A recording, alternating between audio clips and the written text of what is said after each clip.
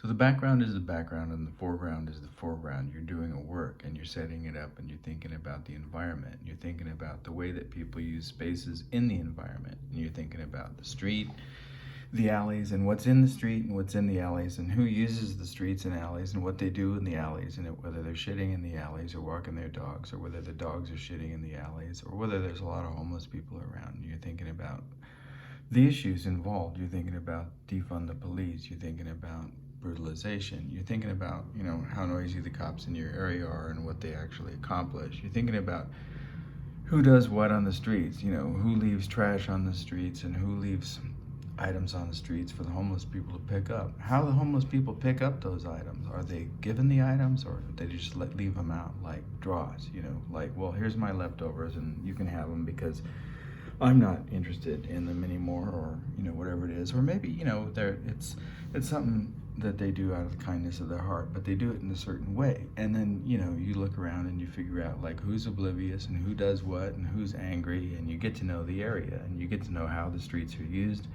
and you get to know the roads and you get to know the road signs. And you're thinking about doing a piece and you're setting up the background. And you're setting up the background, you can think about it as a metaphor. The metaphor could be a painting. You could think about it as a metaphor for a painting. Like, is this painting going to be abstract expressionism? Is this painting going to be, like pointillist? Is this painting going to be, what's this painting going to be like? And then you look around and you see what's going on the street, the road signs and what the road signs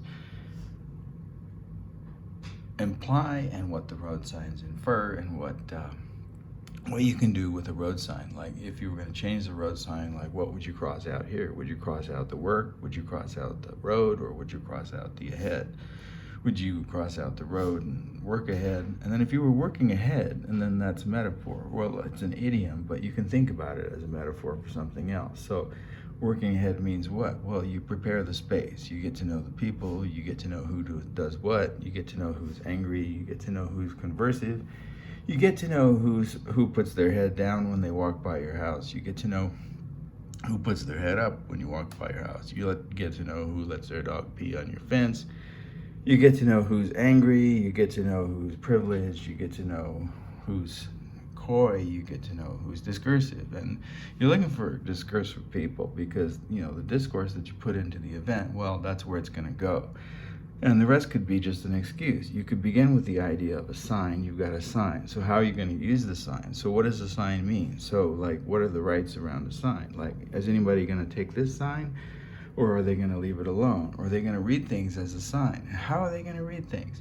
Are they going to read things as signs that imply things? Or are they going to read things about the sign that are literal?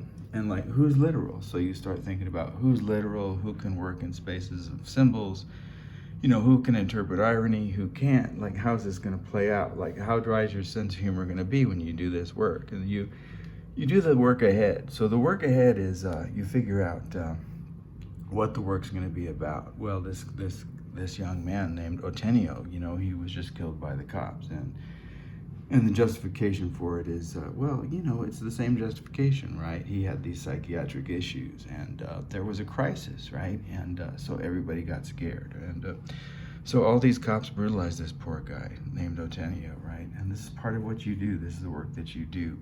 Like, and you're looking around the neighborhood and you see all these homeless people, and like, you see how they're given things, and you see how they occupy the streets, and you see how they respond, to the neighborhood, and you see how they work within the neighborhood. You see how they resource, and you get to know a few people, and you get to know the way people use the park, and you get to know the way people play, and who has the privilege to play, and who takes over the space, and who doesn't take over the space, who sits to the side, or who gets out of the way, and who inhabits the shadows, and who inhabits the playing field. And there's all different kinds of playing fields, and you get used to that, and you get used to this social character and all the different actors in the social character. And you like imagine like who you might engage in conversation and who you might not be able to engage in conversation. And then you do the work ahead. You set it up. Like, so say you want to do a piece on police brutality. You want to do a piece on police brutality, and you want to maybe talk about Dennis Brutus, and you want to engage people in this conversation about police brutality and Dennis Brutus. and you want to, in some way, you want to be a teacher. You want to let them know. You want to give this information. You want to provide this history. You want to maybe relate this narrative of South Africa and what Dennis Bridge did over there to what's going on over here. And you want it to be about police brutality. You want to engage this issue of defunding the police, and you want to do the work ahead. Well, the work ahead is setting certain things up. So maybe like casting doubt or ambiguity in people's minds. So, you can always do the mixed martial arts thing. So you do mixed martial arts thing in the public space, and people, either see it or they don't see it, or and word spreads, because you always got the grapevine. You got the grapevine, so like only really a few people have to be aware of each of the parts, because the parts will come together. They'll come together in this particular kind of way. They'll come together in this way in which people piece the work together, and it won't be. It'll be a fiction. It'll be a fiction of the grapevine, the way the grapevine works in these narratives that are pieced together in this particular kind of way. And because there's this thing where, like, if you tell the story to one person and then that person tells the story to the other person and that person tells, and there's a name for that. And I forget what that name is, and it's I don't know why, but I'm thinking like it's something like. I don't know. I can't remember the name of it. I just can't remember the name of it. But there's the way that this kind of thing works. But it builds like a little like mythos or fiction. It builds it around the grapevine, and that because of that, you don't have to show like the whole thing all at one time. That you give an R over here and you give a D over here, and this one sees the D and that one sees the R and this one sees the W. Maybe somebody sees the EAD over here. And then the grapevine pieces it all together for you, so you don't have to piece it all together for yourself. So this is the background. This is the work ahead. You play out that background, and it's based on your observations of that whole set of social space considerations that you were making about who uses the streets, how they use the streets, whose dog pees on what, who picks up the poop, who doesn't pick up the poop, whether there are needles and syringes in the alley behind your house, or whether there aren't, or what, and who ignores what. And if people live in bubbles, like what kind of bubbles are they? Like there's the guy that like doesn't pay attention to anything, and there's the guy that overpays attention to everything, and you got all that going on. So you're going to play with all of that, and you're doing the work ahead.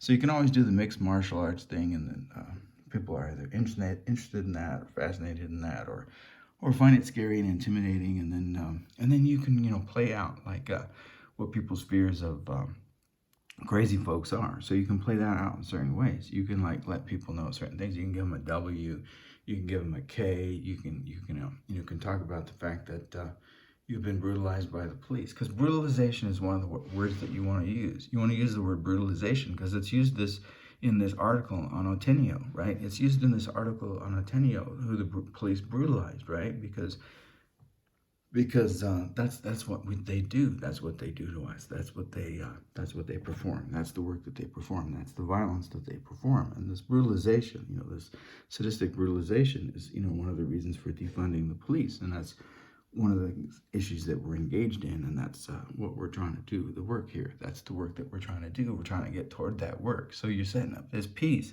You're going to do this piece, and you want it to be discursive, because that's what you do. You do the discursive stuff. You've always done the discursive stuff. And it's not like what Capro does. It's not like what Capro does at all.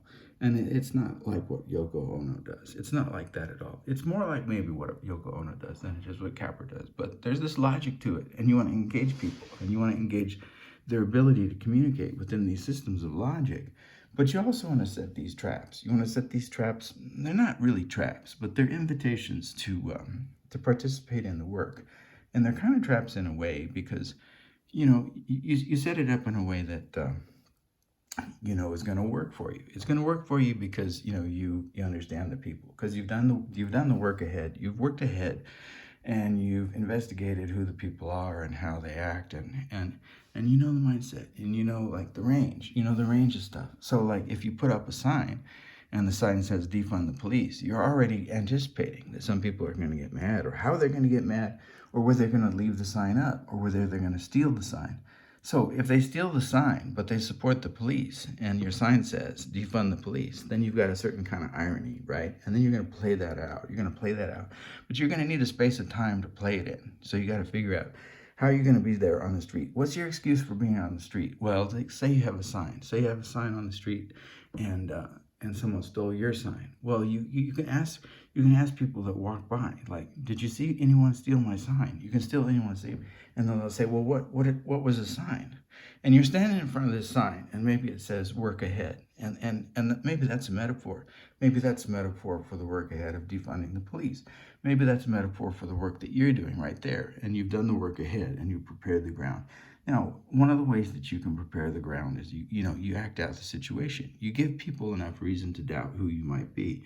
So you give people reason to doubt your sanity. You give people reason to, how are you going to give people reason to doubt your sanity? Well, you fly off the handle. People are scared of that. You fly off the handle. You fly off the handle here. You fly off the handle there. Maybe you fly off the handle in your backyard. Maybe you talk. Maybe you're talking. Maybe you're doing the mixed martial arts, and you're talking real loud, and maybe you sound real angry, and you're talking to yourself, so people like start to think maybe you're crazy, all right? And that's what you want. That's what you want. You want to set up the background. You're doing the work ahead. That's the background. Like, that's the orange paint on the canvas or the sign. That's the background. So like, if you're painting a picture, think about it as a metaphor of a painting. Well, if you got the painting, and then before you do the foreground, even before you start painting an image, right? You're gonna prime that painting. You're gonna prime that painting with white. You can prime that painting with some other color. Like, say it's a sign, so you might want to use orange. You might want to use this orange color for the sign, or yellow, or something like that. That's the background. That's a primer.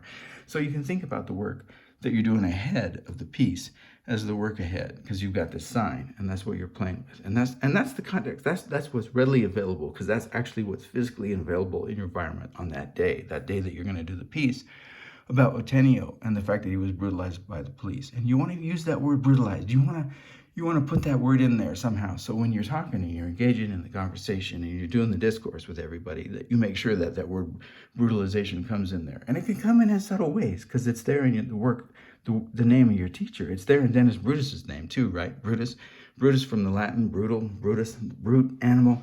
And then you're thinking about that. Okay, all those connections you can make. Well, brutes like animals, like dogs, like brutalization, like all of that stuff. But you want to use that word. You want to use the word brutal.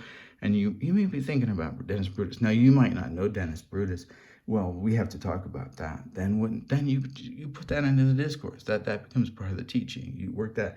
You can even put the Latin in the discourse. You can do the etymology. You can teach people etymology, the name of the word brutal, right? And then play that out. And you can play that out in serious ways, and you can play that out in comic ways. And people are either going to get it or not. They'll get maybe the R or the O or the D. Maybe they'll get the whole word road, but they won't get the word work. Maybe they'll get the ahead, but they won't get the K in the word work. Maybe they'll, you get the idea. So the whole thing's fragmented, but the piece itself, it holds together. It holds together conceptually. And even if nobody really gets it entirely, like the way it is, but you invite them into the participation, and you invite them into the discourse. And part of the work ahead is maybe you perform out this doubt. You perform out this doubt, and you've already got the idioglossia going. You've got the idioglossia, and people are totally afraid of the idioglossia.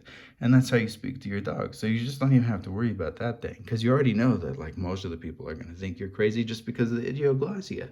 Right? So that's the background. That's part of the work that you did ahead. But you didn't even do that work ahead on purpose. You just did that work ahead. That's just part of the work that you do ahead. That's just who you are, right? That's just like the way that an O is an O or an R is an R. Well, that's kind of, right, a thought-terminating cliche to say an O is an O or an R is an R, because it never really is. Like, look at this one. This one's got cracks and little blisters in it, but not in the same that this one does, not in the same way that this one does. Or this R right here is clearly not the same R as this R right here, right? So an R is never really an R, and an O is never really an O. A W, well, I don't think a W is any more a W than an O is an R. And so it's not really, just who you are. It's what you've worked toward. It's what you've worked ahead for, right? It's not really just always already who you are. And it is what it is. It's what you've worked for, and it's what you planned ahead for. It's the way that you've organized the piece. It's the way that you've organized the life.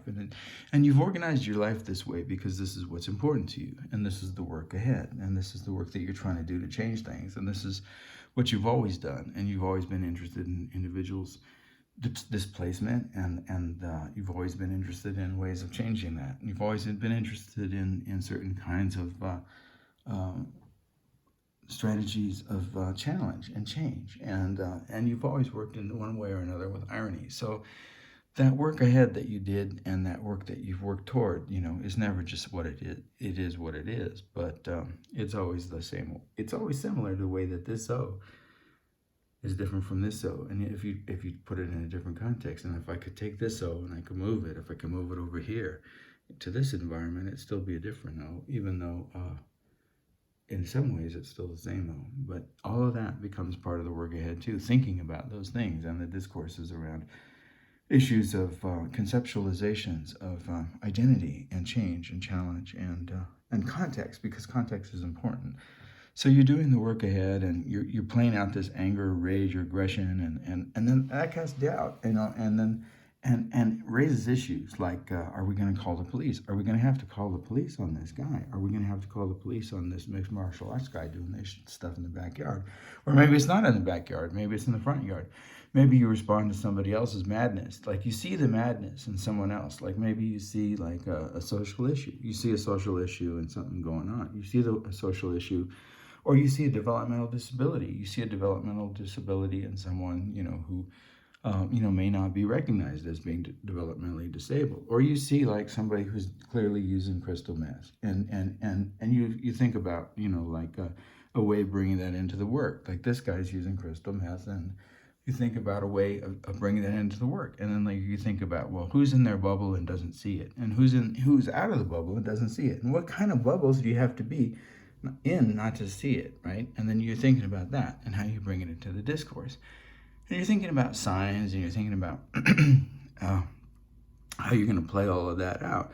So one of the signs, right? One of the signs of the madness or the craziness or the schizophrenia or the who the fuck is this guy, or the scariness, right? Like, this guy's not one of us. One of the signs of that is like the anger, it's the rage, because we're sitting in the background and we're trying to be cool. We're trying to be cool in the neighborhood because it's a cool neighborhood, right? And then you pay attention to the microaggressions and who has privilege and who doesn't, right? So you pay attention to like the microtones in people's discourse, and whether they believe they have privilege because they're men, or whether they believe they have privilege because they're white, or whether they, who looks down and who looks up, who you can actually talk to, and you pay attention to people's eyes, and if their eyes smile, or if there's kind of cruelty in their eyes, because you want to engage all these things in the discourse, and you want to know who you're dealing with before you begin the discourse.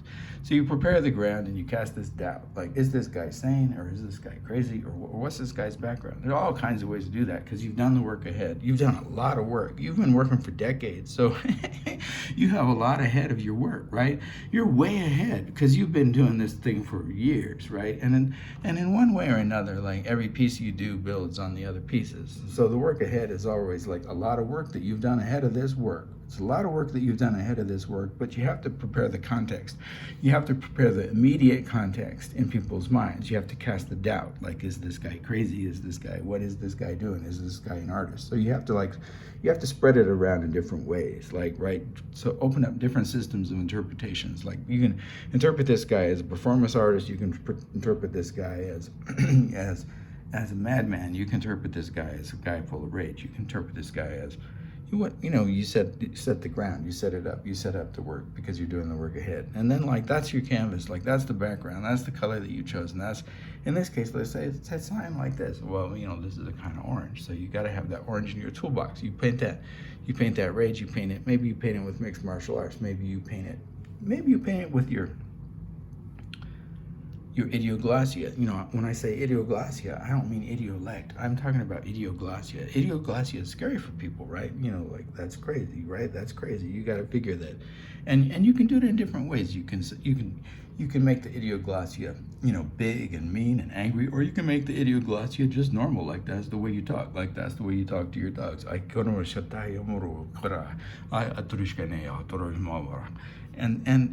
whatever it is, like that they're gonna interpret that. They're gonna interpret that like according to who they are, and you've done the work, so you know that this one's gonna interpret that this way, and this one's gonna interpret that as a W. This one's gonna interpret that as a D. This one's gonna interpret that as an A. This one's gonna interpret that as a D, right? So then you're preparing the ground for the work. So you see the sign, like this sign is on your road, right? And you've done the work ahead. Like cast the doubt. You cast the doubt whether you're crazy or sane. You cast the doubt whether you're this one or that one. You cast the doubt whether you're unemployed or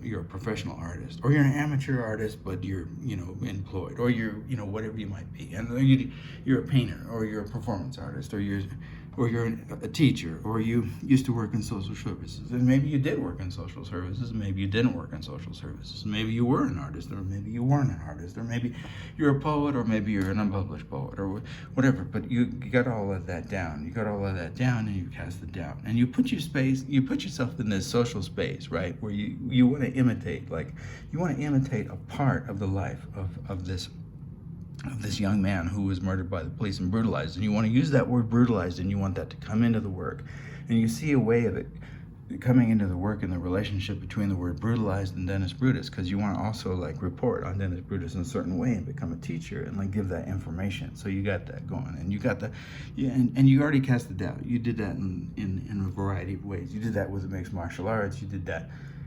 subtly, and you did that not too subtly, and you got angry and you shouted these loud words and it sounded violent and all this stuff, and people are afraid of all of that stuff. So you set up the situation where there's some kind of doubt, and that social parallelism between the way that you created this character, right, this imaginary character, or this real character, or this space, like this social space around this performance, right, that creates this kind of character, right, this character, or suggests this a certain type of character, because all you did was really give them a W. You didn't give them the whole work. You gave them a W, or you gave them an O, or you give them an R, but they're going to interpret that, and they're going to put it together, and it's either going to be work, or it's going to be road, or it's going to be head, or it's going to be something else over here, something different, but you created that, and that analogy, between this guy, screaming in his backyard, being angry about whatever he's angry about, and being scary, with the mixed martial arts. Well, that puts you in this relationship to this guy, Otenyo, who was murdered by the police, and you want to draw attention to that, and you want to draw attention to the way that people interact here, with people who they might think are crazy, like the homeless people, like that. And there's homeless people here, that make noise, and there's homeless people here that put things into discourse, and there are coherent individuals, who use the street in a certain way, and there are incoherent individuals, who use the street in another way, and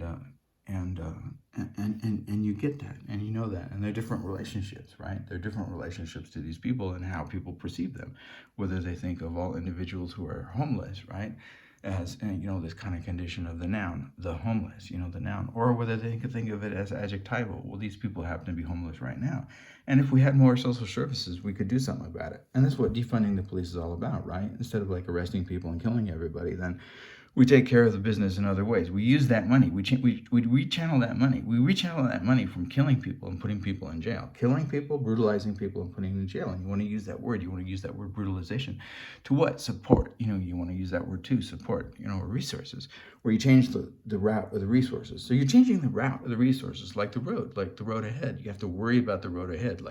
What is the road ahead? Well, the road ahead is if people don't have resources, if people don't have access to shelter, if people don't have access to supportive services, well, what's going to happen? Well, you criminalize them, right? Because they don't have access to resources, so you have to survive. So how are you going to survive? Well, you could always steal something. You could steal, or you could do whatever, and you find ways of surviving, right? So if you're thinking about the road ahead or the work ahead, well, then you have to provide resources. You have to provide shelters. You have to provide safe spaces. You have to provide food for people that are hungry, right? And then if you do something about that and give everybody the access to work, well, then you have less homeless people. And if you do all that, you have less people that are criminalized in other ways, right? You have less you have less labeled people. Like, and if you think about it in terms of labeling theory, well, that's a bad one, so that one becomes a bad one. Well, that's I'm going to nominalize that idea of homelessness. It's not an adjective anymore, it's a noun. You're just a homeless person, right? Okay, so you have a certain kind of ontological status. You're a criminal, you're a homeless person. And we know how like this plays out and how it's distributed, right? How it's socially distributed, and it's always an issue of color as well as it is of access to resources, right, in the society, because the society is inherently racist, and that's part of the work. That's part of what you understand in the work, and that's your relationship to Black Lives Matter, and that's your relationship with Dennis, and that's your relationship with all of this work, right? That you've been doing for years, and you're aware of it, and you want to put that into discourse. You want to put it into discourse for people who maybe have their heads in a bubble. And there's a lot of ways to have your head in a bubble, or there's a lot of ways to have your head in the sand. And if it's a bubble, what kind of a bubble is it? And how do you get oxygen into that bubble, and how do you get the CO2 out of that bubble? Because you can't be breathing in a bubble and survive, right? So you have to get that CO2 out of the bubble, and that's a metaphor, and you can think about like that metaphor and whether it wants to come into the work or not. So this is the sign, and you got to, and you're thinking about this, and you've done the work ahead, and you've created this doubt, about the madness, and you've created this doubt about the danger, and then you're thinking about this work. So maybe you're thinking about signs. So you're thinking about signs, and you're thinking about, well, what kind of art are you doing? Well, you're doing performance work, but what other kinds of art are there? Like, how is this sign different from a performance? Well, the performance is the work ahead, right? But this is a sign. So what kind of artwork is a sign? Well, maybe you think about painting, and maybe you think about different genres of painting, and you've already thought about background and foreground and all these issues. You thought about them as metaphors, right? But maybe you decide to begin with a sign, and in a way, the sign is your trap. It's a trap, but it's not really a trap. It's an invitation to participation, but people don't necessarily realize the way that they're participating in the social event, right? So okay, you go outside, and suppose you're looking at this sign, and you're saying, how am I going to engage all these issues with this sign? And this sign's in front of your house. So it's pretty easy. You take a canvas and you go outside, and you got these colors of paint. Well, what colors are you going to choose? You're going to choose black. You're going to choose black paint because you're gonna write the words of this sign that you're going to paint in this abstract style, this abstract expressionist style of painting. And you're going to choose black, and you're going to choose orange. And you're not going to just choose one color orange, because look, if you're looking at this sign, it's got all this different, it's got all these different variations in color. So you choose a few colors of orange, and you choose the black, and you come out and you take this canvas, and people are walking by, and and more or less you know who it is, because you've done the work ahead, and you know who utilizes the streets, and you know how they utilize the streets, and you know who's going to engage you and who's not. You know who's going to keep their head down, and you know who's going to put their head up, and you know who's going to ignore you. And you know who's going to refuse to say hi. And you know who's so encased in the bubble. And what kind of bubble is it? Well, maybe it's a bubble like it's a headset. They're listening to their headsets. They're listening to their little Walkman headsets. And they never hear you. Like if you say hi, like they're not going to say hi back because they're listening to their music. The best you might get out of this one is maybe like he'll nod, right? But they don't even hear what you're saying. And if you say like, hey, watch out for that, they're not going to hear you. That's kind of funny, but that's the nature of the bubble. And there's all kinds of bubbles, and there's the people on their cell phones that are in their little cell phone bubble, and the people that are in their headsets that are living in their headset bubble, and there's like the white people in their little white people bubble, and then there's college students in their little college student bubble. So you got all this stuff going on, and you're taking surveys of the different kinds of bubbles that you got, all different kinds of social bubbles and social political bubbles and technical bubbles and technological bubbles, and so you know who might be walking by and who might engage and like who might be interested, and people's levels of aggression and hostility based on all the micro observation, all the facial, all the microaggressions that you have investigated, or not really investigated, but paid attention to, because you pay attention to the details. You pay attention to the details of the surface. You perceive the surface because you want to know the depths, and you want to engage these issues in logic, and you want to engage these issues in discourse, and that's the work that you're doing. So you're outside and you're painting this sign, and this sign says, defund the police. It's pretty simple, but the background is really complicated, and the background and engaging it as discourse requires that you do all this work ahead. So you paint this sign. It says, defund the police, and it takes you about like maybe it doesn't take you very long because it's like just a few words, right? And it doesn't have to be very good, right? Because you also want to put that in there because you're a dysgraphic and former former dyslexic and you got dyscalculia, right? And so you don't care like if it's a perfect sign and you want it in some way like to perform at the margins, right? Because that's in a certain sense it is what it is, who you are, but it's more than that because you worked with this for years and you've done the work ahead, right?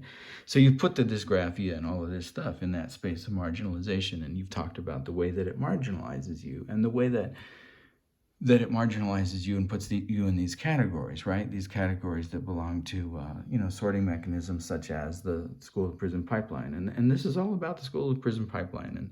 And everything that you do with Defund the Police is all about the school-to-prison pipeline, as well as a whole bunch of other issues, right? And it's about, labeling theory and all this other stuff. So you've got all that playing in, and you've done the work ahead, and you're doing the work right now. And the performance right now looks like what it is, what it looks like, and what it looks like to people walking by is that the performance itself is that you're doing the painting, and the painting says defund the police. So the performance is painting this picture that says defund the police, and you're doing it in the same colors of this road sign. But what are these colors of the road sign? Well, they're orange, and they're black, and then and it's hard not to miss the orange is the new black thing, right? So it's hard not to miss that social context. In a certain sense, like that's become an idiom now. That's like an idiom, and these are in fact like this is pretty close to the same orange that they put you in, like right when when you're institutionalized in certain kinds of contexts, right? Like when you go to jail, right? When you go to jail, or like this association, like can't really be missed, right? And then like if you don't miss the orange, then maybe you don't miss the black either, right? And what black might represent in American culture today, and who ends up in jail, right? Because it's people of color, and what white folks like to refer to as minorities, who end up in jail and who end up in prison, right? And who end up in mental institutions and other forms, right, of institutionalization, right, through this, an American injustice system, right, through all kinds of sorting mechanisms that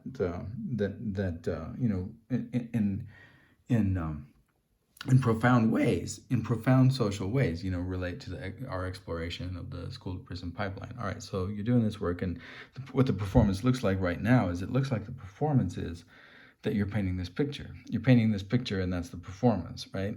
And then when you're done painting the picture and you leave it, and it's below this sign. It's like it's off screen here because it's below the sign.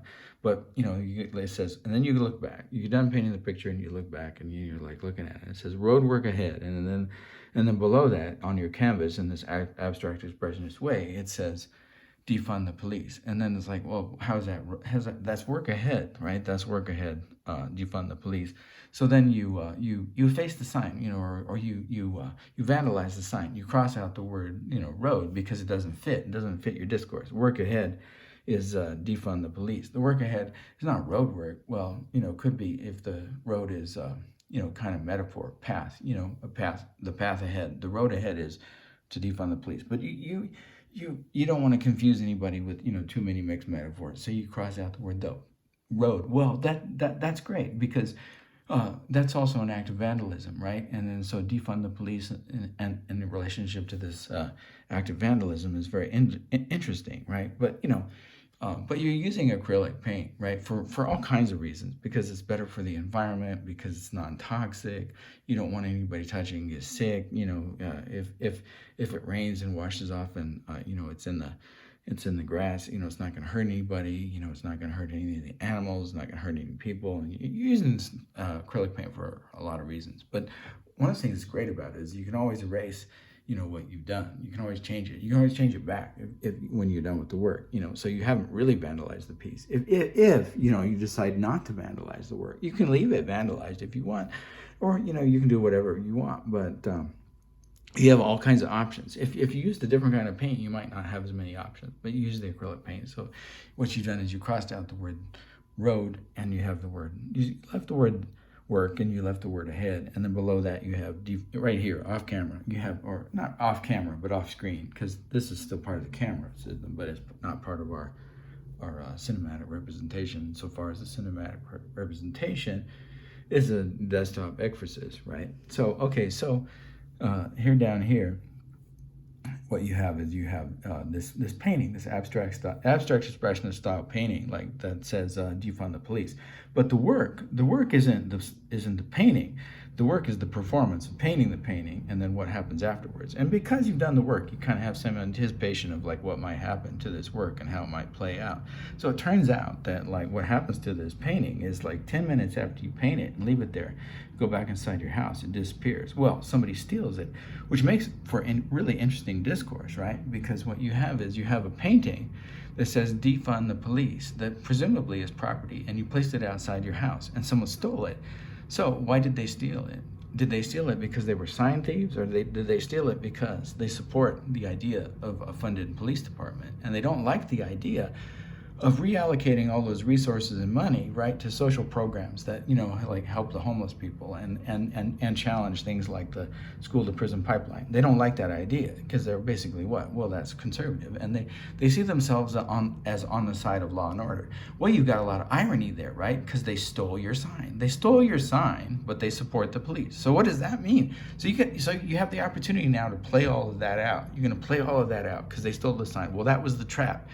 The sign was the trap in a certain sense, because you did the evaluation, you did the work ahead, you measured the community, you measured who does what, you know, who uses the space. You can have more or less, you know, an idea of what kind of person, you know, stole that sign, or maybe you know who stole that sign, and maybe that, you know, you're knowing that sign, knowing who stole that sign, you know, plays itself out in the work ahead that you come back out and do when you do the rest of the performance. Okay, so you got that part.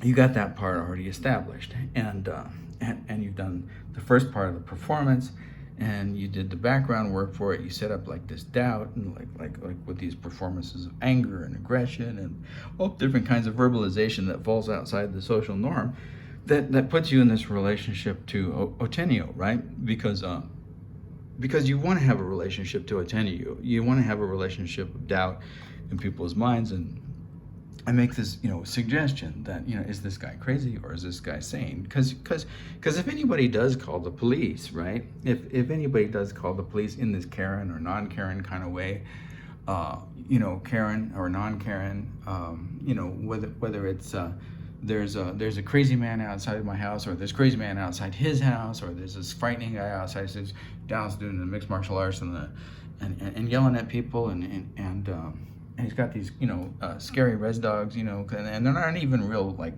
they're not even real dogs, you know, like store-bought dogs, or, you know, we're good people because we got these rescue dogs, but like these res dogs are scary because, you know, like one of them's old and doesn't have fur, and it's like kind of like falls outside the norms of our, you know, socially acceptable dog, you know, dimensions, and what else. Anyway, so what they call it, cops on you because of, you know, you're scary, or you're loud, or because you're outside, you know, painting a sign, and that's crazy, or just standing outside, you know, in the rain. Like, you're standing outside in the rain. Maybe that was part of the work that you did ahead, you know, like when it rains or snows, you're just standing there. You're just standing there in the snow and the rain, and you've done the work ahead. Like, you've prepared your body for all of this kinds of like work, because that's what you do. You prepare your body for all this kind of work because that's the kind of artist that you are. And you did that work ahead too. Like, so that standing outside in the rain and the snow is really no big deal for you. Like, you can go down to about minus 40 degrees and you can go up to about, you know, plus 120 degrees.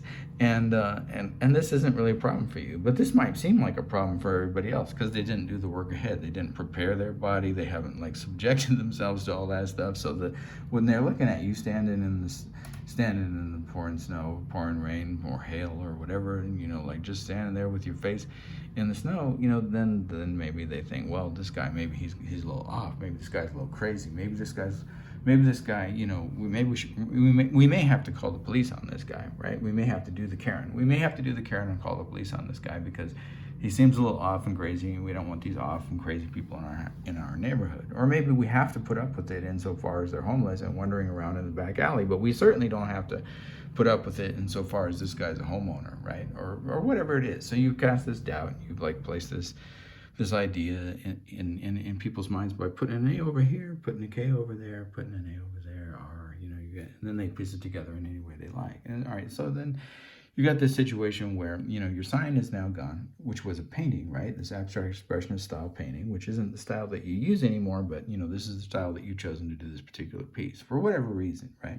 So the piece is gone, but that was kind of a trap. That was kind of a trap, and not in a mean, spirited way, but just in a way that like brings people in and gives you an opportunity, like to put things in a discourse. So this gives you, some kind of this gives you some kind of opportunity to break the ice, to transform the piece into a discourse, and that could begin with this question like, excuse, you're sitting outside. You have to have a reason, though. You have to have a reason to be outside, and you can't just be like, the ancient mariner, like roaming around. Excuse me, wedding guest. Like can I tell you a story? Can I tell you a story about Dennis Brutus? And I want to use this word brutalized, and I want to tell you a story about Otenio, and I want to tell you a story about how the police continue to murder our brothers and sisters in the United States of America, and like and why that's a problem, and why we need to defund the police. You want to engage all of that in discourse,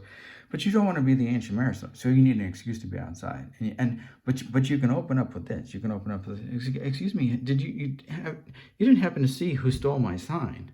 You can open up with a question like that. You can open up with a question like, excuse me, you didn't happen to see who stole my sign, did you? You can open up with a question like that and put it in a discourse. You didn't happen to see, who stole my sign. And there's a lot still left, right? And a lot of these people that are walking by and probably didn't see it, and maybe some of them did see it, but because the question is so abstract, and leaves a lot out. And it's a trap in a way. It's a trap in a way in what it doesn't say, because I didn't say what was on the sign, right? But it invites the person to say, what was the sign? What was the sign? Or you didn't see who stole my painting, did you? And like, they stole your painting? And then they're already on your side. And then the engagement becomes interesting. And it leaves them open to say, like, well, what did the sign say? Or what did the painting say? And you say, well, my painting, or you say my sign, said defund the police. And then some of them laugh right away, or they don't get the irony yet, but they'll get the irony later, or maybe days later or years later, they might get the irony, who knows? But they're putting together whether this is work, or whether you're crazy, or whether you're stupid, or whether you're satirical, or whether you're ironic, or what if this is social political work, or if you're just bugging them. Like somebody will say like, oh, okay, later, boss, and you get like the insult, right? Like, oh, you privileged white guy, what are you doing on the street, bugging us? And you think that's kind of funny. Maybe you think that's kind of funny because of the work that you're actually doing.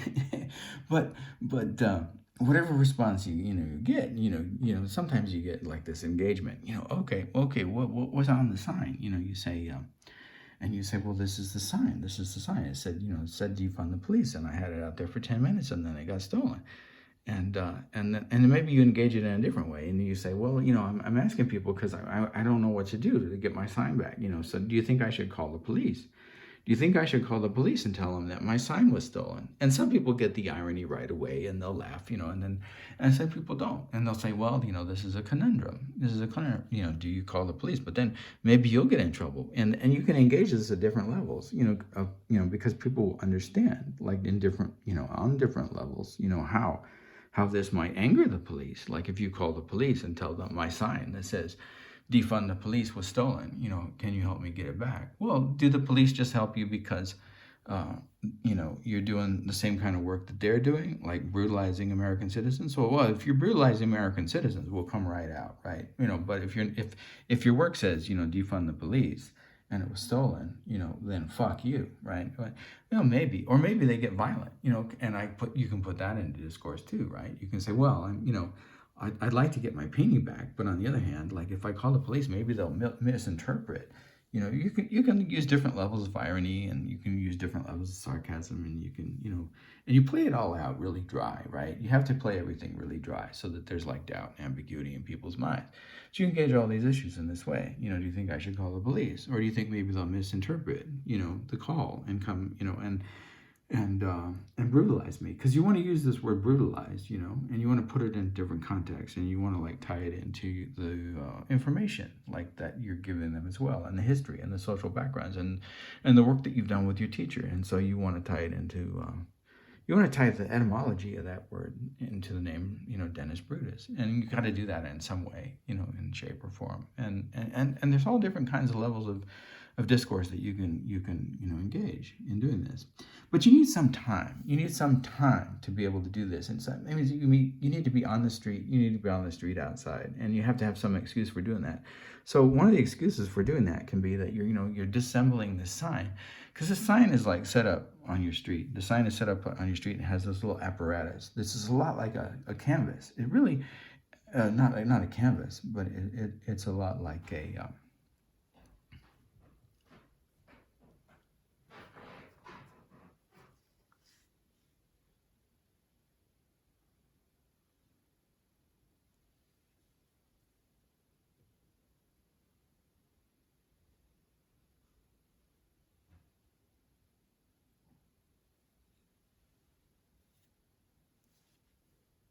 easel.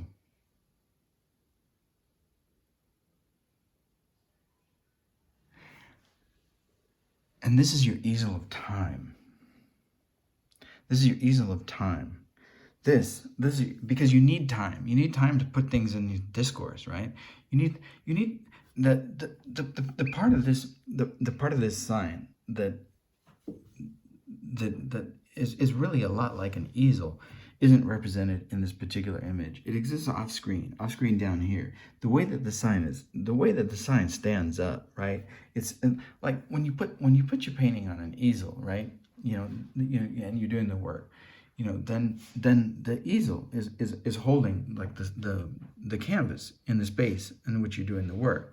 And this sign is being held up by this little apparatus that you don't see because it's down here. It's off the edge of the screen here. But this apparatus is like an easel that holds this sign, just like the easel holds your painting, right? But it becomes the easel itself becomes an apparatus of time, because what you're going to do is you're going to disassemble it, and it's very familiar to you because it is so much like an easel, right? And so it's very easy to assemble and reassemble, disassemble and reassemble, and but disassembling it, requires a certain amount of time, because you have to like take out all the bolts, you have to, and you need tools to do this, right? And because you've done the work, and you've been doing the work for years, right? There are certain references that a toolbox has in the work that you do, right? Because when you did this early work, displacements, there was a toolbox in that work. You used the toolbox. There was. In one of the pieces there in displacements, in which you did the work, you had a blindfold. And you were like you're trying to put these square pegs in round holes and round pegs in triangular holes and all that stuff. And you had all these tools to do it, and it was strange because like all you had to do was put the right peg in the right hole, but instead you had all these tools and you were blindfolded and you were like cutting this one up, you're cutting the round one into a square shape to get it through the square hole, and you had all these different kinds of tools like saws and screwdrivers and hammers and like whatever it took to get these like the pieces into these holes, but in ways that were relatively unconventional and strange, and the blindfold was a reference to like the martial arts again, like, right, because you were doing this stuff and in a way like the work that you were doing, and you use this metaphor of martial arts, and you use this metaphor of working in the dark, and you use this metaphor of this learning toy for children, like that, like, can you do this? Can you sort properly, or can you, or do you sort, strangely, and like challenging this idea of sorting. Like, this was part of the early work you did. So that reference to that toolbox for you is already like a reference to the large work that you've been doing for decades. Because you did this like early work. You did this early piece, like maybe that was a piece from 1988, or maybe it was from 1986. It's hard to remember now because that's a long time ago. But maybe it was 1988, maybe it was 1986.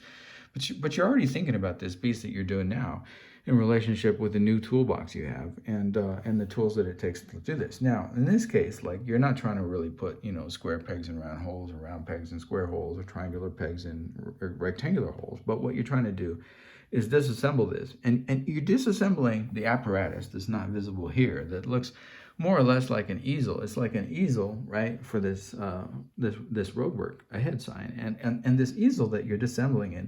And why you're disassembling it is because it gives you time. It gives you time that you can justify for being there on the street, and you need that time to engage people in the discourse.